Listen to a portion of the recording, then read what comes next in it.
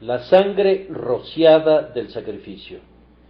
Y mojará el sacerdote su dedo en la sangre, y rociará de aquella sangre 7 veces delante de Jehová hacia el velo del santuario.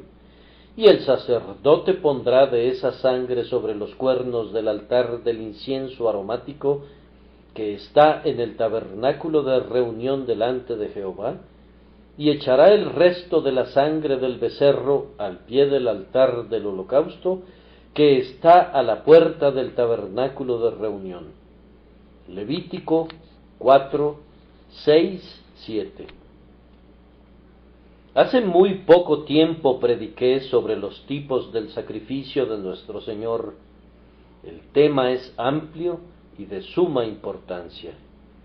Comenzamos con la imposición de manos sobre la ofrenda y proseguimos al asunto extremadamente importante del sacrificio de la víctima. Ahora llegamos al tema del uso que se hacía de la sangre del sacrificio una vez que era inmolada la ofrenda. Pensando acerca de este tema, me parece oír una voz que me dice: quita tu calzado de tus pies, porque el lugar en que tú estás, tierra santa es. Este es el misterio central de nuestra religión, y es necesario que tengamos reverencia en nuestros corazones conforme nos aproximamos a él.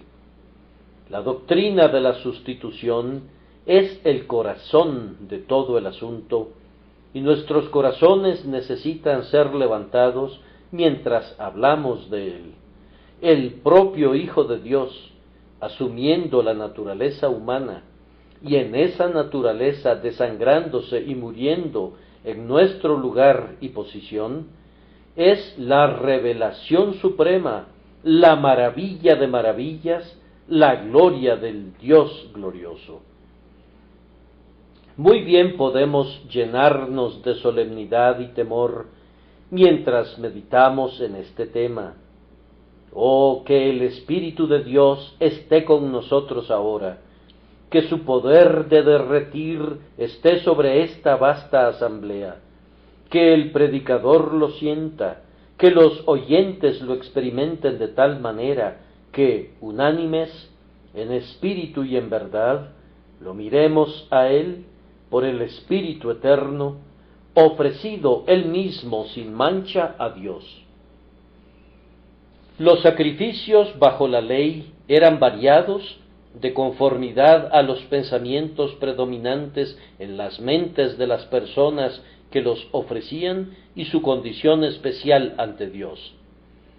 Un holocausto, un sacrificio de paz o un sacrificio por el pecado podían ser traídos de conformidad a lo que los hombres querían ofrecer al Señor para tener comunión con Él o para confesar a Él sus pecados.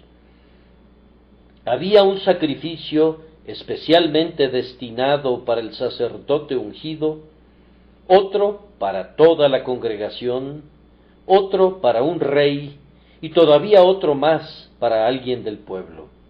En verdad, todos los tipos de sacrificios apuntaban al único grandioso sacrificio, pero a la vez indicaban varias marcas y características del indiviso Cordero de Dios.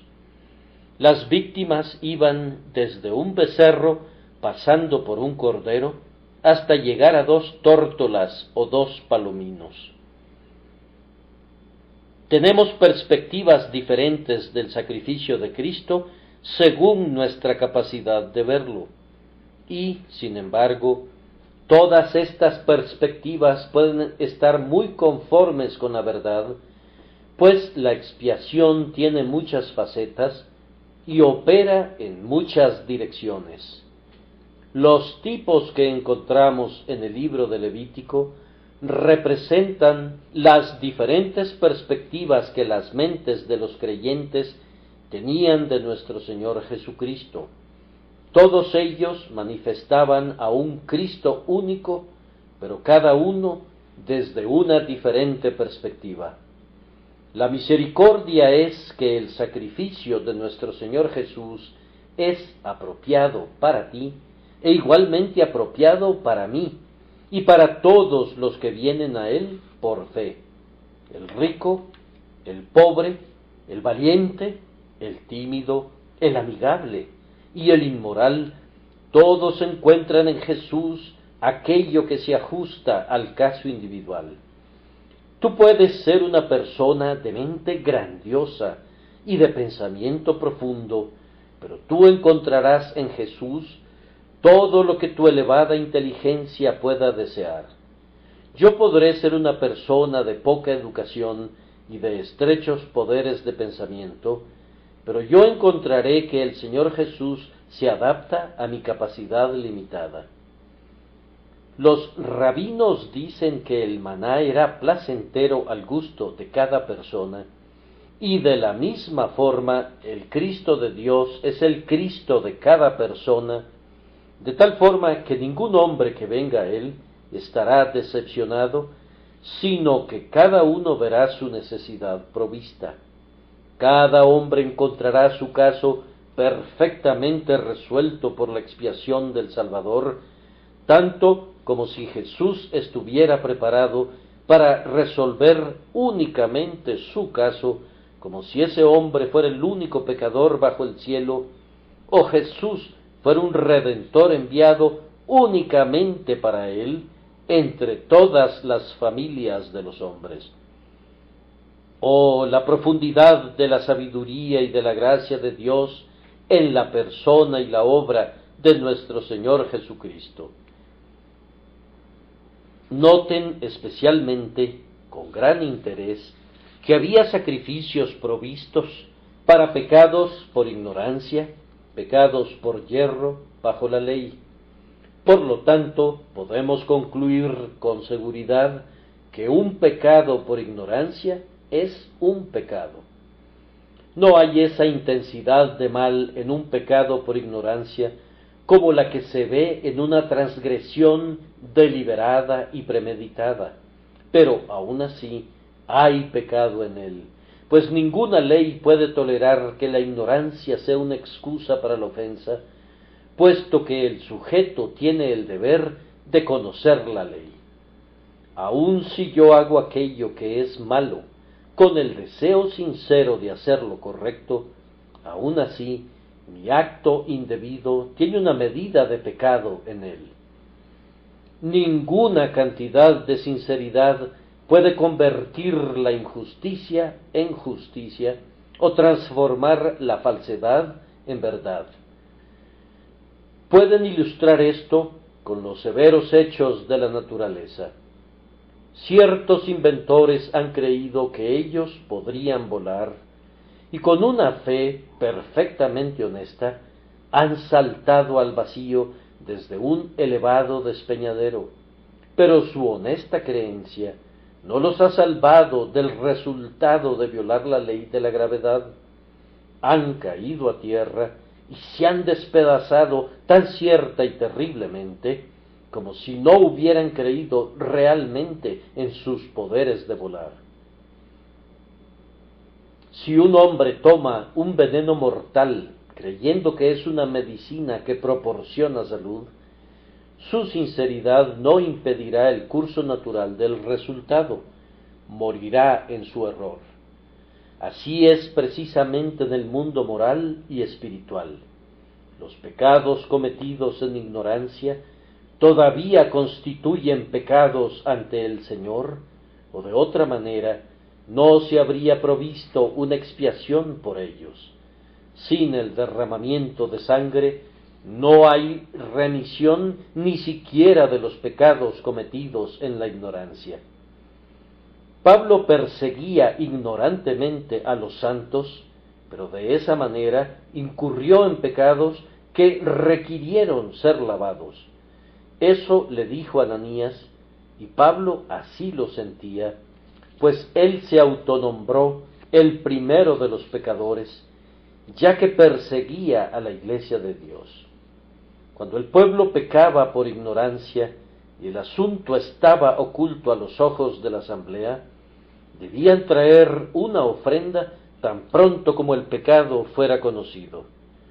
Si tú has transgredido ignorantemente, hermano mío, puede llegar el momento cuando descubras que estabas pecando, y entonces tu corazón se deleitará cuando sepas que el Señor Jesús ha expiado tus pecados aún antes de que supieras que eran pecados.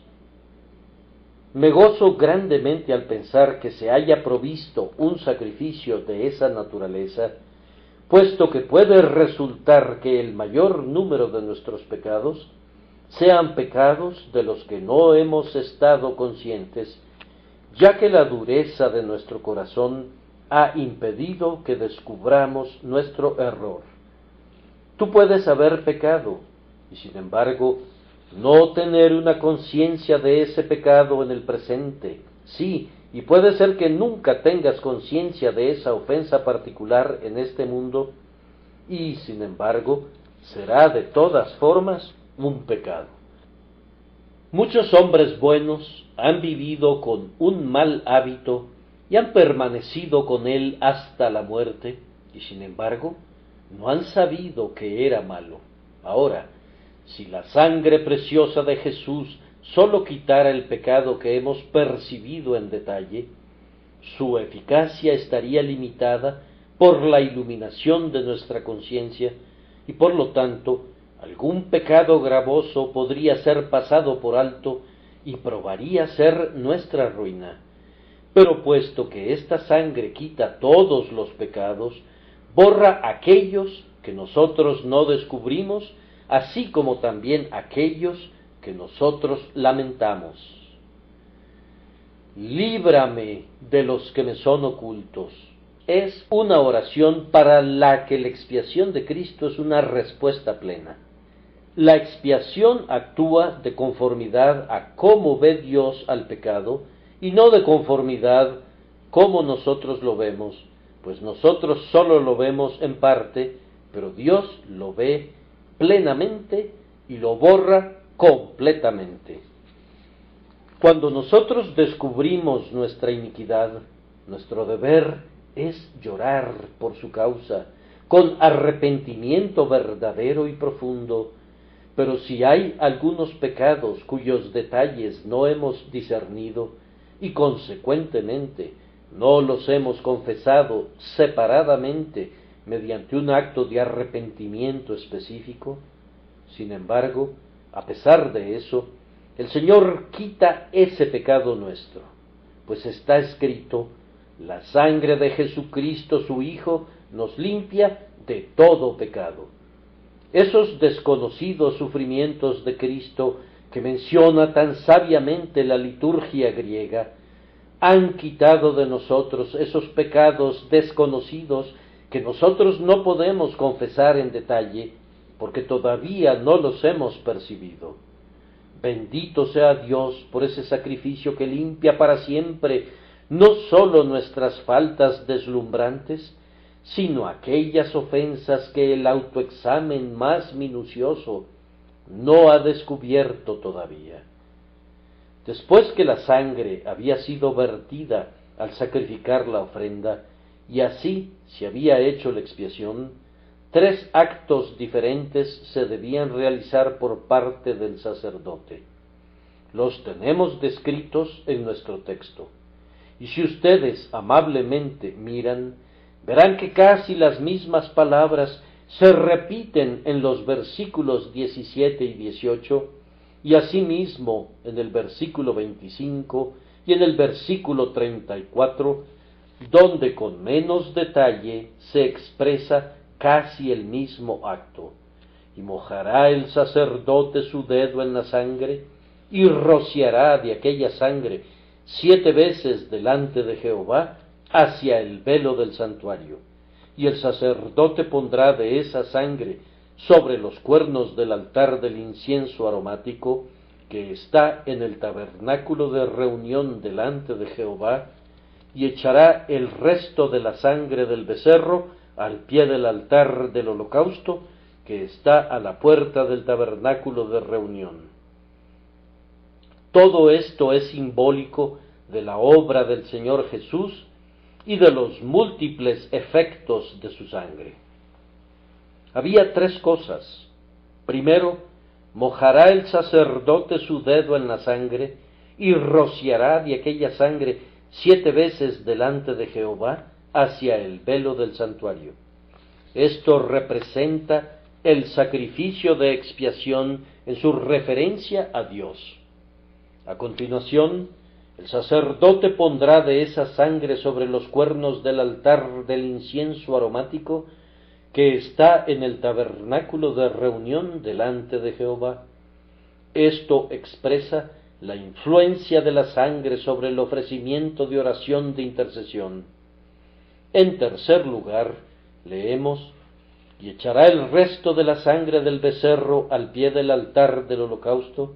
Esto expresa la influencia de la sangre de Cristo en todo nuestro servicio para el Señor. Oh, que tengamos el poder del Espíritu con nosotros para mostrar las cosas de Cristo. Comenzamos con el sacrificio de Cristo en su relación con el Señor Dios de Israel. En el tipo que tenemos ante nosotros, el asunto prominente ante Dios es la sangre de la expiación. No se hace ninguna mención de la ofrenda vegetal, ni de la libación, y ni siquiera del incienso aromático sobre el altar de oro. El único objeto conspicuo es la sangre. Esta era rociada delante del Señor hacia el velo del lugar santísimo. Estoy muy consciente de que algunas personas exclaman: el predicador está hablando continuamente de sangre, y esta mañana, desde el primer himno hasta el último, él nos ha puesto frente a nosotros alusiones constantes a la sangre. Estamos horrorizados de eso. Yo deseo que se horroricen, pues ciertamente el pecado es una cosa ante la que debemos temblar, y la muerte de Jesús no es un asunto que debamos tratar con ligereza. La intención de Dios era despertar en el hombre un gran sentimiento de disgusto por el pecado, haciéndole ver que sólo podía ser quitado mediante el sufrimiento y la muerte. En el tabernáculo en el desierto, casi todo fue santificado mediante la sangre. Las gotas púrpuras cayeron sobre el libro y sobre todo el pueblo. La sangre debía verse por todos lados. Tan pronto entrabas al atrio exterior, podías ver el gran altar de bronce, y al pie del altar se derramaban continuamente vasijas conteniendo sangre. Cuando traspasabas el primer velo y entrabas al lugar santo, si podías ver algún sacerdote, lo hubieras visto todo salpicado de sangre. Sus vestiduras blancas como la nieve mostraban muy vívidamente las manchas carmesí ante los ojos. Si veías a tu alrededor, mirabas los cuernos del altar de oro del incienso manchados con sangre, y el hermoso velo que cubría el santuario interior estaba orlado con la sangre que rociaban. El santo tabernáculo no era en lo absoluto un lugar para los sentimentales. Sus enseñanzas emblemáticas tenían que ver con realidades terribles, de una manera tremendamente impresionante. Su ritual no tenía la intención de gratificar al gusto, sino de impresionar la mente. No era un lugar para caballeros refinados, sino para pecadores quebrantados. Por todos lados, el ojo ignorante podía ver cosas desagradables, pero la conciencia abrumada podía leer lecciones de paz y de perdón. Oh, que algunas de estas palabras mías pudieran motivar a quienes toman con ligereza el pecado a ser conmovidos ante esa cosa abominable. Yo quisiera que se llenaran de horror ante esa cosa detestable que no puede ser quitada con nada, excepto por aquello que está infinitamente más calculado para horrorizar a la mente educada que los ríos de sangre de los becerros y de los machos cabríos. Quiero decir, el sacrificio del propio Hijo de Dios, cuya alma fue hecha una ofrenda por el pecado. La sangre del sacrificio era rociada 7 veces hacia el velo del santuario, significando esto: primero, que la expiación hecha por la sangre de Jesús es perfecta en su referencia a Dios. A través de todas las Escrituras, como ustedes saben bien, 7 es el número de perfección, y en este lugar no hay duda de que se usa con esa intención. 7 veces es lo mismo que de una vez por todas. Contiene el mismo significado que cuando leemos, porque también Cristo padeció una sola vez por los pecados, y también somos santificados mediante la ofrenda del cuerpo de Jesucristo, hecha una vez para siempre. Es un acto completo. En este texto entendemos que el Señor Jesús ofreció a la justicia de Dios una expiación absolutamente completa y satisfactoria por su sufrimiento vicario y su muerte por los hombres culpables. No hay necesidad de ninguna otra ofrenda por el pecado.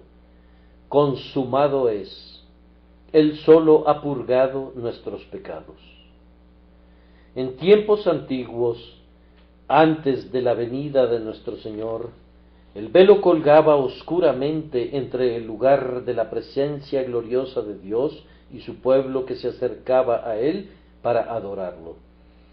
Sólo era levantado por un momento, una vez al año, y entonces sólo un hombre podía entrar al Santo de los Santos de entre todos los hombres por un breve espacio, pues el camino hacia el lugar santísimo no había sido hecho manifiesto, pero la sangre era rociada hacia el lugar donde la gloria de Dios tenía el agrado de morar, indicando que el acceso a Él sólo podía ser por medio de la sangre. Aunque ese moderno pensamiento querrá contradecirme, no cesaré de afirmar perpetuamente que el resultado más grande de la muerte del Señor Jesús fue en lo relacionado con Dios. No sólo nos reconcilia con Dios por su muerte y convierte nuestra enemistad en amor, sino que Él ha llevado el castigo de nuestra paz, y así engrandeció la ley y la hizo honorable. Dios, el juez de todos, puede pasar por alto la transgresión, la iniquidad y el pecado sin violar su justicia. La sangre de la ofrenda por el pecado era rociada delante del Señor porque el pecado estaba delante del Señor. David dice: contra ti solo he pecado. Y el hijo pródigo clama: he pecado contra el cielo y contra ti. El sacrificio de Cristo es así principalmente una propiciación ante Dios. Tan plenamente es una vindicación de la justicia divina, que esta perspectiva de la expiación es suficiente para cualquier hombre, aunque no obtenga ninguna otra. Pero que tenga mucho cuidado de no confiar en una fe que no mire a la gran propiciación. Esta es la perspectiva que salva al alma, la idea que pacifica a la conciencia y gana al corazón. Nosotros creemos en Jesús como la propiciación por el pecado. Las luces que se derraman desde la cruz son muy variadas, pero así como los rayos de todos colores se encuentran en la blanca luz del día, así todas las múltiples enseñanzas del Calvario se encuentran en el hecho de que Jesús sufrió por el pecado, el justo por los injustos. ¿Acaso sus corazones no se sienten gozosos al pensar que el Señor Jesucristo ha ofrecido una expiación perfecta, cubriéndolo todo, quitando cada obstáculo a la misericordia de Dios, limpiando el camino para que el Señor justifique al culpable muy justamente. Ningún hombre necesita traer nada más, ni ninguna cosa propia con la cual apaciguar la ira de Dios, pero puede venir tal como es, culpable y manchado, y utilizar como argumento esta preciosa sangre que ha llevado a cabo una expiación eficaz por él. Oh alma mía, acepta esta doctrina, siente las dulces experiencias que fluyen de ella, y ponte ahora en la presencia de Dios sin temor, pues 7 veces ha hablado la sangre a favor tuyo ante Dios. Observen a continuación que no solamente es en sí misma perfecta la expiación, pero que la presentación de esa expiación es perfecta también. Rociar la sangre 7 veces era un tipo de Cristo como sacerdote, presentándose al Padre como un sacrificio por el pecado. Esto se ha llevado a cabo plenamente. Jesús ha llevado a cabo la propiciación en el santuario y se presentó ante la presencia de Dios a favor nuestro. Aquí están las propias palabras del apóstol. Por su propia sangre entró una vez para siempre en el lugar santísimo, habiendo obtenido eterna redención. No es nuestra presentación de la sangre, sino la presentación que hace Cristo de la sangre lo que ha efectuado la expiación, como tampoco consiste en que nosotros veamos la sangre, sino que Jehová vea la sangre, lo que nos permite escapar, como fue escrito concerniente a la Pascua: y veré la sangre y pasaré de vosotros. Jesús, en este momento, coloca su expiación ante la vista de un Dios justo y por tanto es el juez de toda la tierra, capaz de mirar al culpable con ojos de misericordia. Quedémonos perfectamente satisfechos de que todo lo que requerimos para acercarnos a Dios ha sido hecho a favor nuestro, y ahora podemos acercarnos libremente al trono de la gracia celestial. Ya no estamos más lejos de Dios, sino que ahora, acercados por la preciosa sangre, aceptados en el bien amado, permanecemos cerca de su corazón. Ahora pasamos a unos cuantos pensamientos acerca de nosotros en relación a este tipo. Esta rociada de la sangre llevada a cabo 7 veces delante del velo significaba que el camino de nuestro acceso a Dios es sólo en virtud de la sangre preciosa de Cristo. ¿Has sentido alguna vez un velo colgando entre tú y Dios? En verdad no hay ninguno, pues Jesús lo ha quitado por medio de su carne. En el día en que su bendito cuerpo fue ofrecido, el velo del templo se partió en 2 de arriba hacia abajo, mostrando que no hay nada ahora que separe al creyente de su Dios. Pero si todavía piensas que existe tal velo que separa, si sientes como si el Señor se hubiera escondido, si estás tan desanimado que temes que no te podrás acercar jamás al propiciatorio, entonces rocía la sangre delante del trono de la gracia, derrámala en ese velo que aparenta separarte de tu Dios. Deja que tu corazón vaya hacia Dios, aun si no puedes alcanzarlo, y deja que esta sangre vaya delante de ti, pues puedes estar seguro de que nada puede disolver los obstáculos, ni darte un acceso abierto a Dios, excepto la sangre de Jesucristo, el Hijo de Dios. Puedes estar seguro de que ya has venido a Dios si con valor, si tímidamente con un dedo tembloroso, no haces sino rociar la sangre en la dirección que tu fe anhela seguir.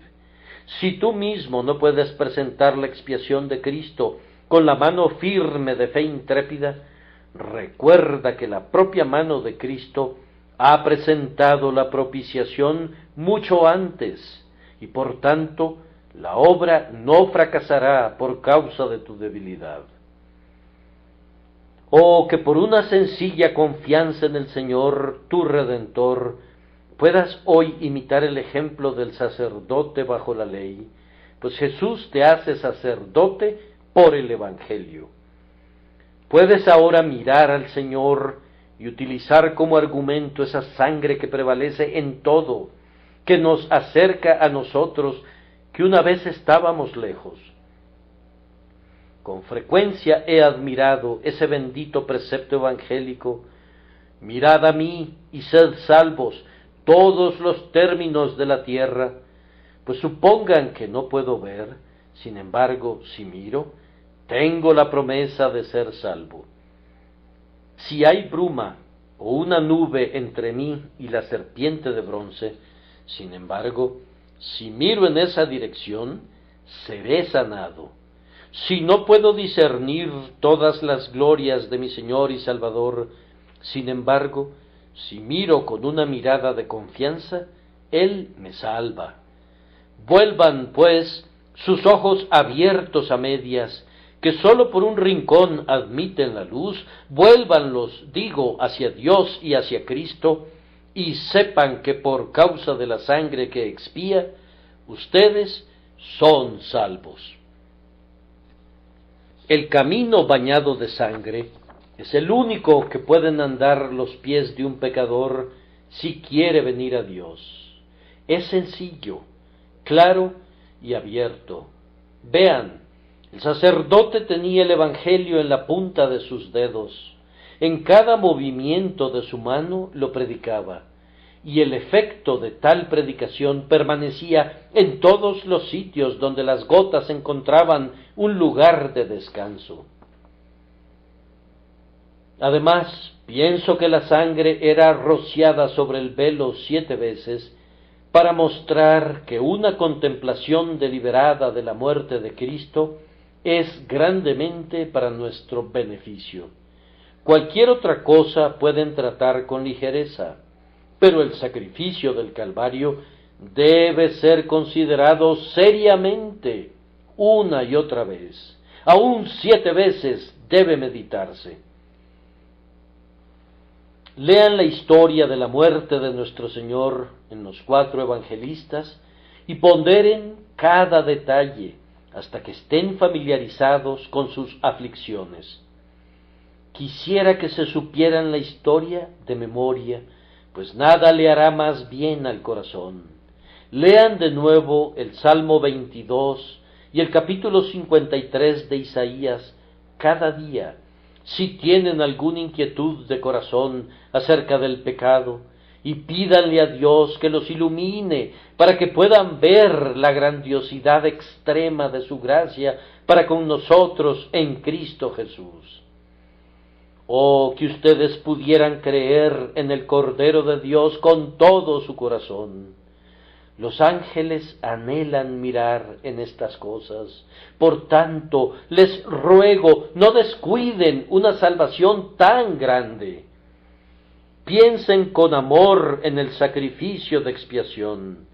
Deben considerarlo una segunda vez. Háganlo una tercera vez, háganlo una cuarta vez, háganlo una quinta vez, háganlo una sexta vez, háganlo una séptima vez. Recuerden también que esto establece cuán grande ha sido nuestra culpa, puesto que la sangre debe rociarse 7 veces antes de que la obra de expiación pueda ser vista plenamente por ustedes. Nuestra culpa es 7 veces negra, por tanto, tiene que haber una limpieza que lave 7 veces. Si ustedes argumentan la sangre de Jesús una vez y no obtienen paz por eso, arguméntenla nuevamente. Y si la carga todavía permanece en su corazón, continúen argumentando con el Señor, utilizando el único argumento que prevalece, y este es que Jesús derramó su sangre. Si por el momento presente ustedes no obtienen paz mediante la sangre de la cruz, no concluyan por eso que su pecado es demasiado grande para ser perdonado, pues no es así. Todo pecado y blasfemia será perdonado a los hombres. Un conocimiento más pleno de Él, que ha conseguido la paz mediante su sangre, calmará la tempestad de sus mentes. Cristo es un grandioso Salvador para grandes pecadores, y su preciosa sangre puede quitar las manchas más negras de la iniquidad. Véanla rociada 7 veces por el pecador, 7 veces contaminado, y descansen sus almas en él, aunque 7 demonios hayan entrado en ustedes. Dios, que nos ordena perdonar aún hasta 70 veces 7, no establece límites para su propio perdón.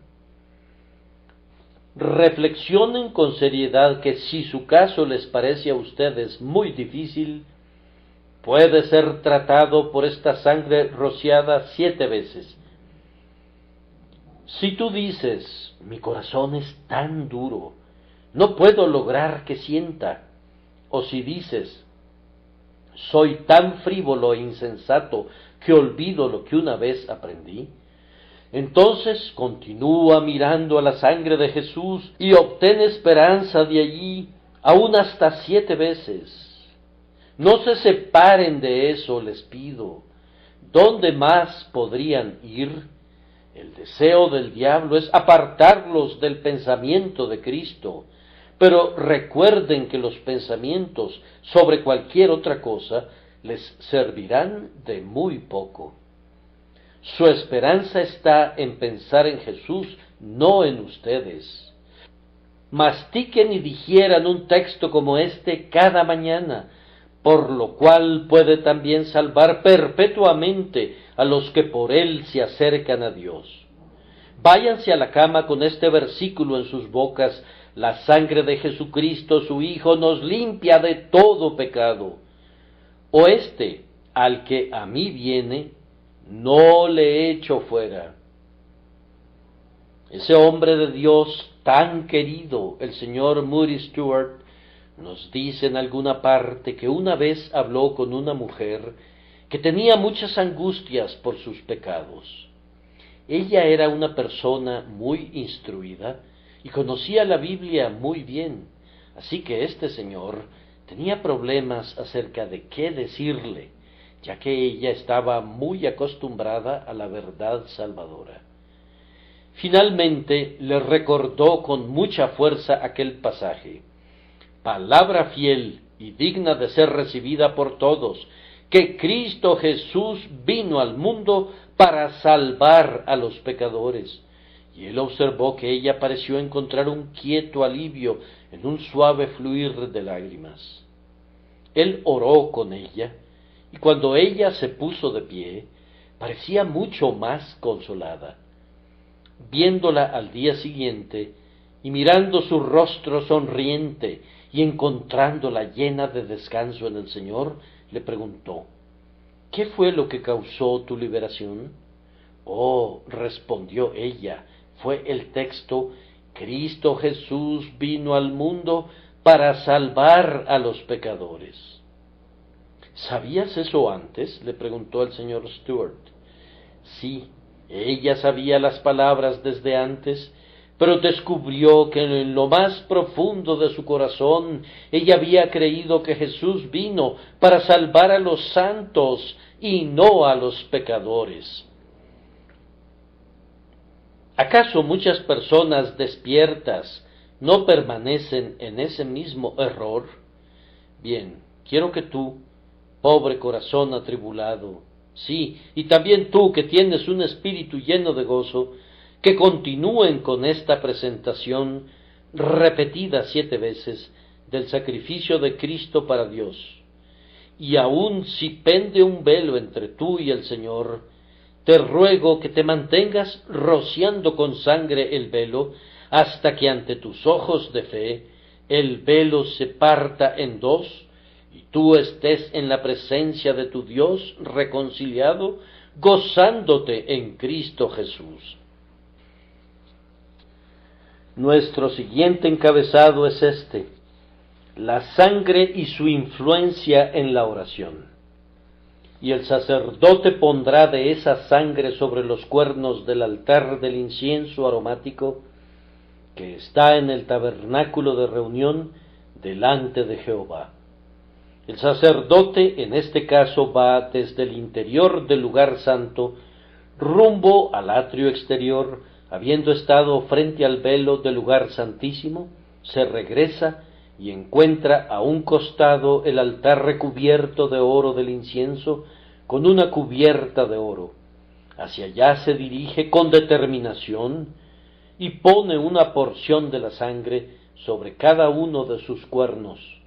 Los cuernos significaban poder, y la explicación del símbolo es que no hay ningún poder en la oración de intercesión aparte de la sangre de la expiación. Recuerden primero que la intercesión de Cristo mismo está basada en su expiación. Él está intercediendo diariamente ante el trono de Dios, y su gran argumento es que Él se ofreció a sí mismo sin mancha ante Dios. Me parece a mí muy claro y bendito que nuestro Señor haga esta súplica principal ante el Padre a nuestro favor. He terminado la obra que me diste que hiciera.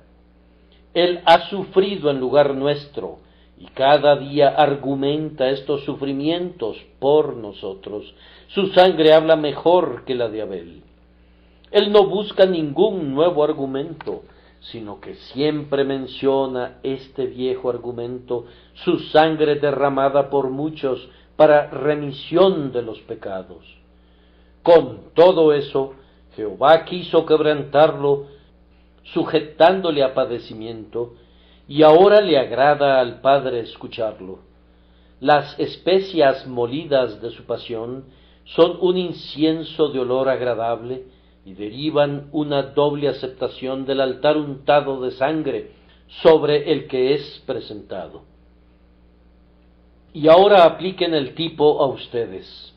Ustedes y yo debemos ofrecer incienso sobre este altar de oro por nuestra intercesión diaria a favor de otros, pero nuestro argumento debe ser siempre la sangre de expiación de Jesús. Les ruego, queridos amigos, que utilicen este argumento mucho más de lo que acostumbran hacerlo en sus oraciones. Tenemos que clamar a Dios por los pecadores, y tenemos que clamar a Dios por los santos, pero el sacrificio de Jesús debe ser nuestra fortaleza en las peticiones. La intercesión es una de las tareas más excelentes en las que se puede involucrar un cristiano. Tiene en sí el honor tanto del sacerdocio como del trono. El altar del incienso tiene que estar continuamente echando humo ante el Señor Dios de Israel, no sólo en las reuniones públicas de oración, sino también en nuestras súplicas privadas. Continuamente debemos estar suplicando por nuestros hijos, por nuestros amigos, por nuestros vecinos, por aquellos que tienen esperanza y aquellos que parecen no tenerla. Pero el gran argumento debe ser siempre por tu agonía y tu sudor sangriento, por tu cruz y pasión. Ofrece el dulce incienso del amor y fe y esperanza, y descansa sobre los carbones ardientes de un fuerte deseo, pero unta la sangre en el cuerno de tu altar. La sangre tiene una voz que perfora los cielos. Venganza, clama la sangre de Abel, pero la rica sangre de Jesús inmolado, paz, clama fuertemente por todas sus venas. Tengan cuidado de no introducir ningún otro argumento, o si utilizan otro, debe ser algo muy subsidiario a este argumento principal. Podemos decir: oh Señor, salva a los hombres, porque sus almas inmortales son preciosas. Sálvalos para que escapen de una miseria sin fin y para que puedan manifestar el poder de tu gracia. Sálvalos también para que tu palabra no regrese a ti vacía y que tu iglesia pueda ser construida por sus medios. Pero nunca debemos estar contentos con estos argumentos. Debemos incluir el nombre de Jesús, pues cualquier cosa que pidamos en ese nombre, la recibiremos. Aquel que una vez derramó su alma hasta la muerte y ahora intercede por los transgresores, se asegurará de que nuestras súplicas no sean rechazadas. En todas nuestras intercesiones debemos recordar al Calvario. El altar del incienso para nosotros debe ser rociado siempre en el cuerno de su fortaleza con la sangre.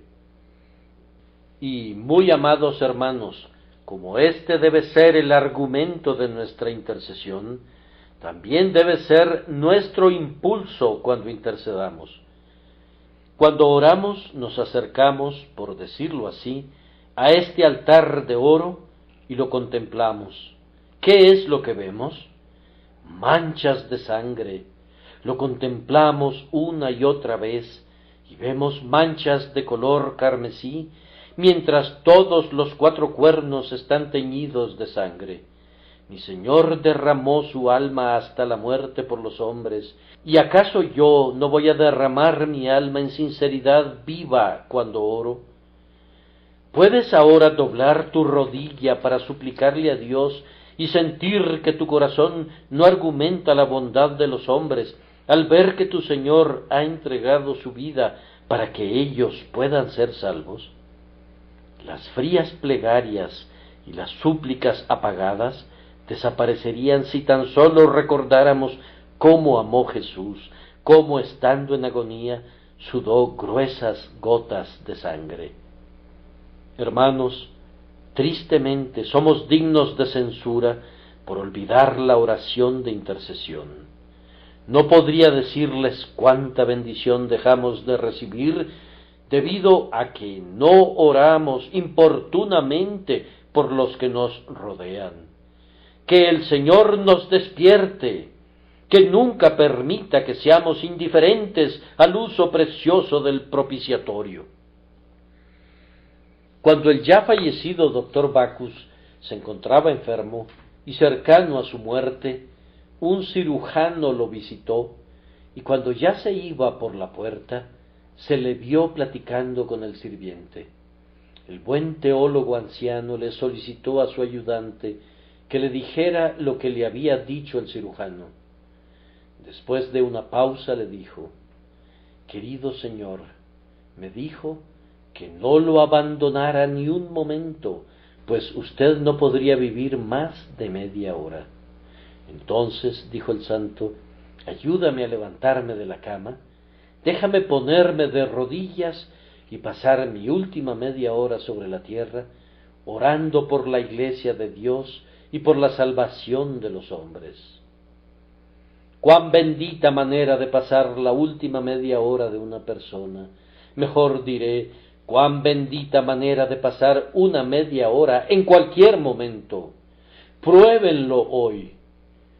No conozco ningún otro método de beneficiar a nuestros amigos que sea más constantemente abierto a todos nosotros que ese de la oración de intercesión.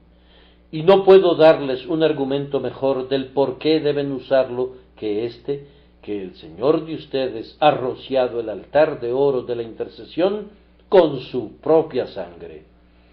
Donde Él derramó su sangre, ¿no derramarán ustedes sus lágrimas?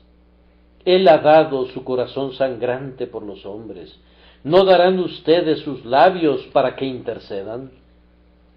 Pienso también que untar los cuernos del altar con sangre tiene la intención de darnos un gran ánimo y seguridad siempre que venimos a Dios en oración. Nunca den por perdido a alguien, independientemente de cuán malo sea.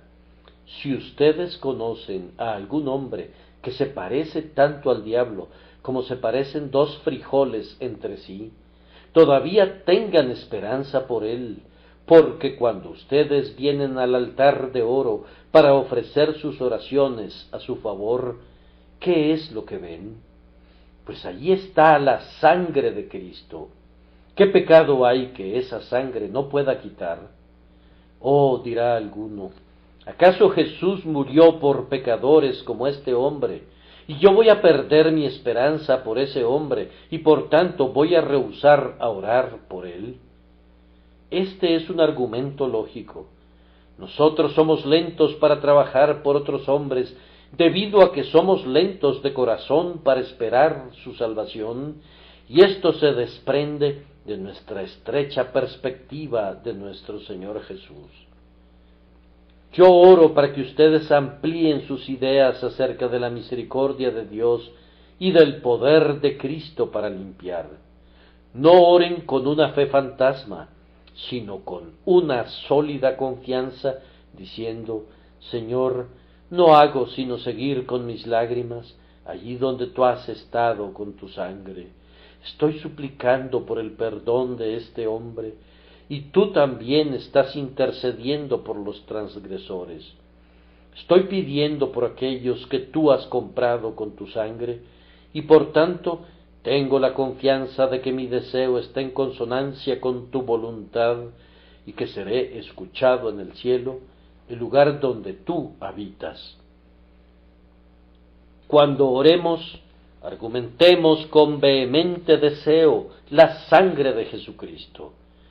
Tal vez menos peticiones, pero más argumentos acerca de los méritos de Cristo harían mejores oraciones.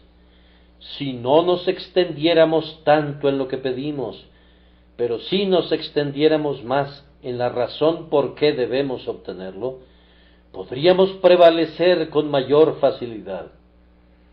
Yo sugiero que usemos menos clavos, pero que esos clavos sean clavados con el martillo manchado de sangre del Calvario y remachados con este argumento por Cristo Jesús.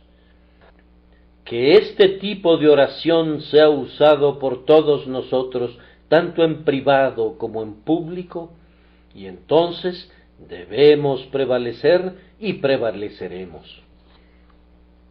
El tiempo vuela demasiado rápidamente el día de hoy, y por tanto debo pasar por alto muchas cosas que había considerado mencionar. El último punto es la sangre en su influencia sobre todo nuestro servicio.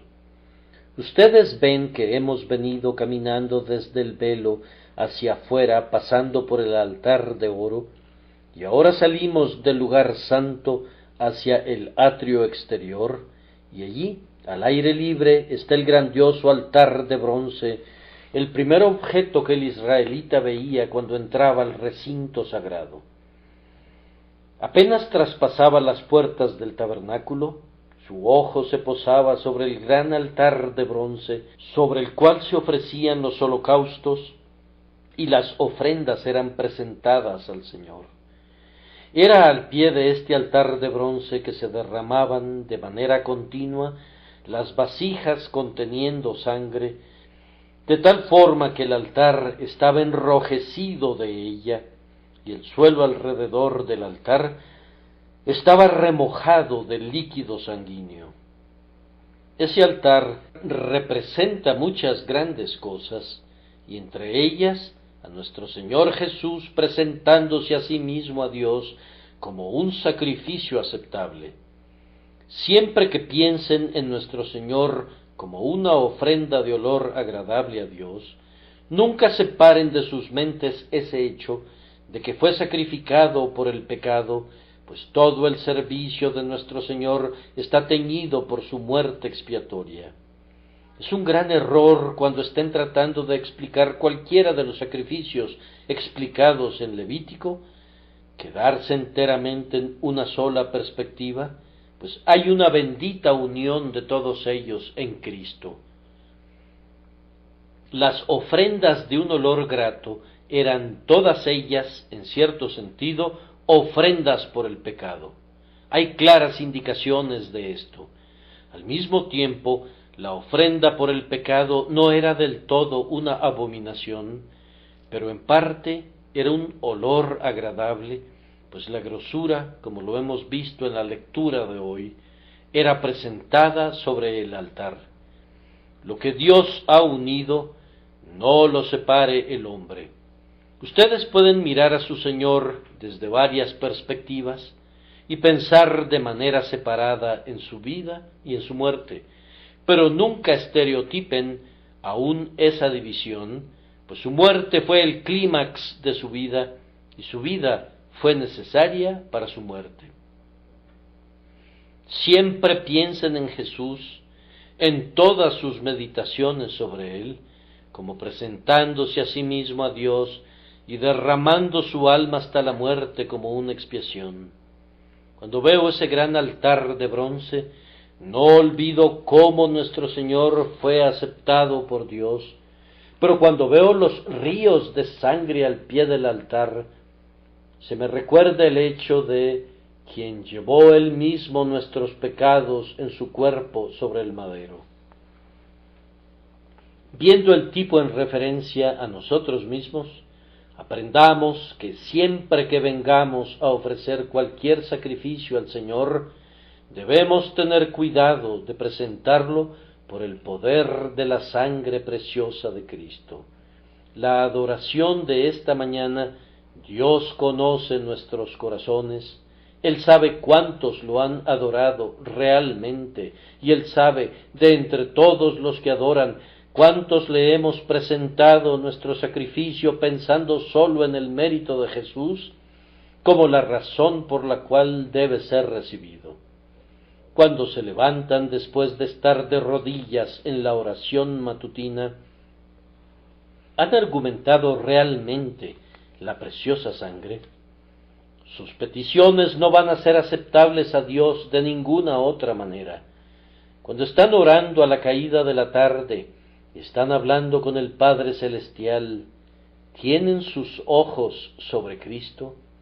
Si no es así, tu devoción será rechazada. Lo mismo que sucede con la adoración en forma de oración, así también sucede con la adoración en forma de alabanza.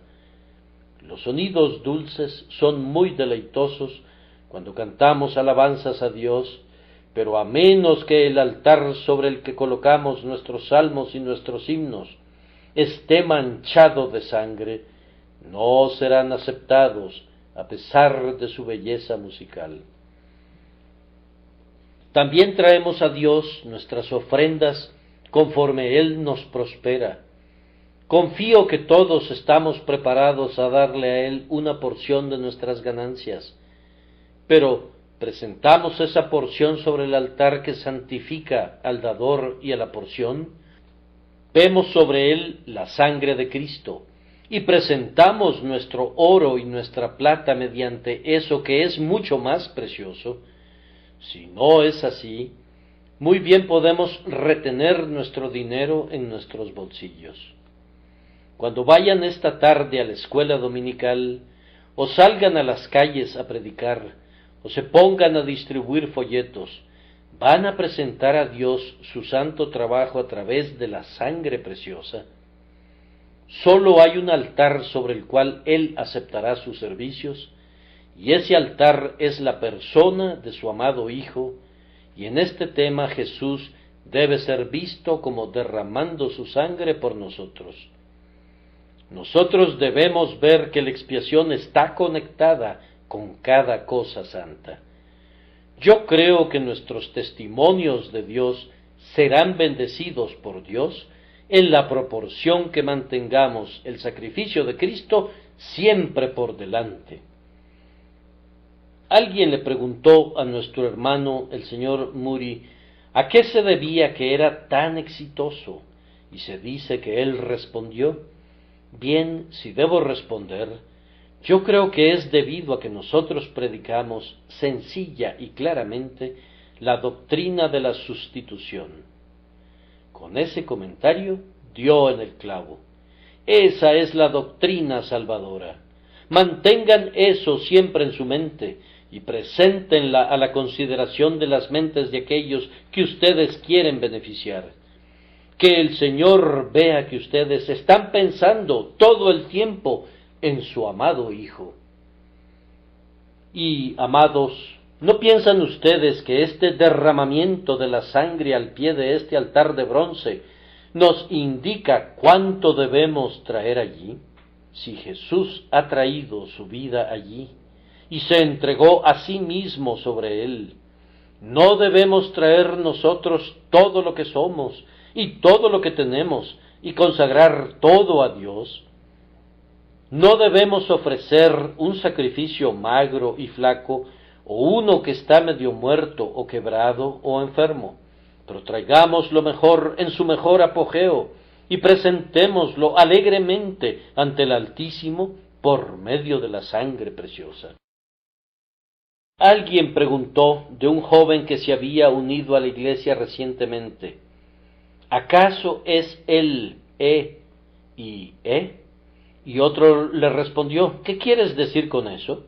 Pues, dijo el primero, quiero decir, ¿está él enteramente entregado a Cristo? ¿Se da él en espíritu, alma y cuerpo a Jesús? Ciertamente, cuando vemos el altar con Cristo mismo sobre él y su sangre derramada allí, debemos reconocer que si podemos pasar nuestra vida entera trabajando llenos de celo y luego morir la muerte de un mártir, no habríamos entregado ni la mitad de lo que ese amor asombroso merece. Debemos ser estimulados y avivados por la visión de la sangre sobre el altar de bronce. Por último, ustedes pueden observar que la sangre era derramada al pie del altar. ¿Qué podría significar eso, sino que el altar de la ofrenda de acción de gracias estaba sobre y se erigía desde una base de sangre? Así, todas nuestras obras para Dios, nuestros sacrificios por su causa, deben surgir del amor que Él ha manifestado en la muerte de su amado Hijo. Nosotros lo amamos porque, ustedes saben el por qué, porque Él nos amó primero. ¿Y cómo sabemos que Él nos ama? Miren a la muerte de Jesús como la evidencia más segura. Yo anhelo poner todo mi ser sobre ese altar y sentiría al hacerlo que a pesar de todo ello no le estoy dando absolutamente nada a mi Dios, sino solo presentándole a Él lo que su amado Hijo ha comprado 1,000,000 de veces al haber derramado la sangre de su vida. Cuando hayamos hecho todo, todavía seremos siervos inútiles, y lo diremos. Todo lo que hemos dado a Dios ha sido presentado como producto de la gratitud por el hecho de que de tal manera nos amó Dios a nosotros, que ha dado a su Hijo unigénito para que muriera por nosotros, para que tuviéramos vida a través de Él. Llenen el altar, que haya muchas ofrendas acumuladas sobre él, que hecatombes lancen su humo sobre el altar que está construido sobre el indecible don de Dios. Cuando el pecado es quitado, el servicio es aceptado. Entonces ofrecerán becerros sobre tu altar. No intenten presentar ninguna ofrenda de obras propias hasta entonces, pues los pecadores que no han sido perdonados traen ofrendas inaceptables.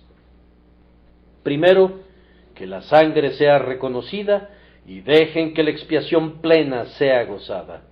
El servicio prestado a Dios con un deseo de mérito personal es abominable a sus ojos, pero cuando nuestro mérito se encuentra todo en la divina persona de su Hijo, entonces Él nos aceptará y también a nuestra ofrenda en Cristo Jesús.